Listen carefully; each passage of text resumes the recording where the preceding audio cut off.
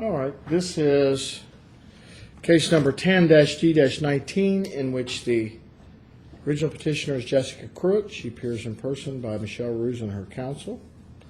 The respondent is Eric Pruitt. Mr. Pruitt does not appear. We have received a fax probably late yesterday afternoon and then again this morning requesting a postponement of this hearing. This matter basically comes on for hearing on a petition for modification that was filed by the respondent, Eric Pruitt, seeking to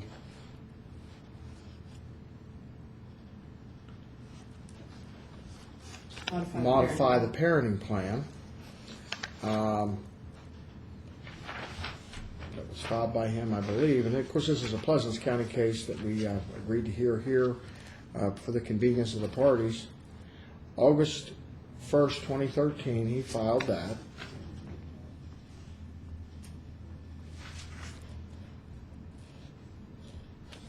We set it for hearing.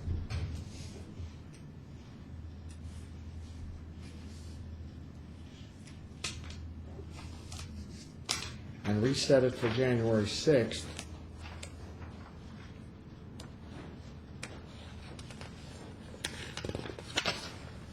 In the meantime, Mr. Pruitt, I think, filed a Couple of contempts, which he didn't fill out the form.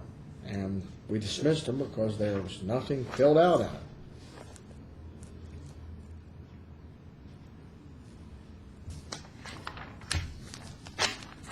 I got this, and I'm going to read it. Petition for contempt of court attachment. I believe that Michelle Rusin is in contempt of court. It appears she's making a habit or strategy of giving preference to her other clients claiming to appear before Judge Dempster twice. These hearings have been postponed more than a full year, which is not true. While not aware of the nature of the cases she has before Judge Dempster, I'm aware of this case and the situation it currently upholds. And then he goes on to say this. Women who wanted to vote and work were said to be not normal. African Americans that wanted to attend white schools were said to be not normal. While Mrs. Hayes has taken upon herself to crucify myself, is Miss Pruitt, is that her? Okay. Crucify myself at every convenience. I do not see Mrs. Rusin or Miss Hayes eager to be barefoot and pregnant answering to their husbands, nor do I see them opening colored schools. So why would they advocate to segregate this child from his father? I think that the matters before this court are vitally important as they confront old stereotypes that bar citizens from the protections that our nation's laws allows. As such, and given the nature of this case, it's important that these hearings occur on a timely and consistent basis until an equitable situation is reached.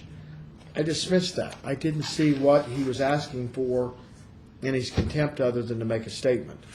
There wouldn't be an issue there.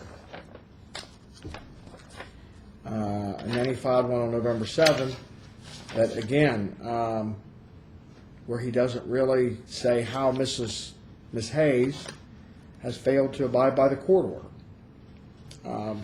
But we still have his petition for modification here. That is something this court always has jurisdiction over, and I believe we always have to hear. I'm not inclined to grant his continuance order. I mean, he's the one that really wanted a court hearing, is complaining we haven't got him into court soon enough. I believe January 6th was continued because of weather. Yes. And now we're here on March the 7th, 2 months later. Mr. Pruitt's motion for continuance wasn't timely received. His reasons are, I'm consulting with an attorney about this case, but he requires more time and information to take my case. Again, Mr. Pruitt's the one that filed this petition for modification. I am not confident in my ability to represent myself in court. I'm an out-of-state resident, do not have a way to get there at this time. My vehicle is not functioning. He's been an out-of-state resident the whole time, basically, in this case, though I think there was some short periods of time that he lived in-state, either in Morgantown or Buchanan. I think he even lived in St. Mary's, even in the county for a little while. I'm required to be at work in Pittsburgh. The company I work for is hiring next week, and they need me to be here to handle the paperwork and organize their programs. I'm responsible for new hires. I don't have any verification of that. The history of this case is Mr. Pruitt has been employed on his own, been self-employed or unemployed, so I don't have any verification. I don't have any way of getting a hold of Mr. Pruitt. This fax came from Children's Hospital Pittsburgh. Their fax number, which I don't know that he's employed there, is not the same address as his address. He did list a phone number, and I just want to tell the court, I want you to be aware. There it is. Okay, that yeah, he you're in. called my office this morning Okay.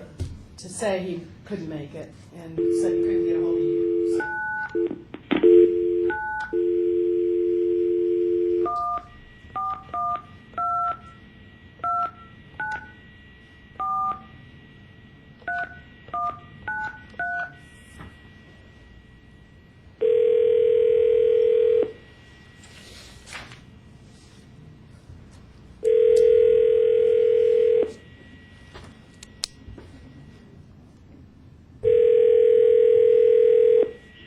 Hello? Yes, is this Eric Pruitt? Yes.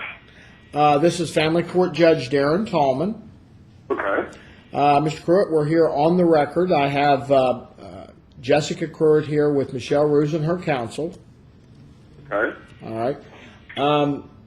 While I don't have a request specifically from you to appear by phone, I noticed that there was a phone number, and Ms. Rosen did mention that there was a phone number on your motion to continue, so we called it to see if you could participate, at least in today's hearing.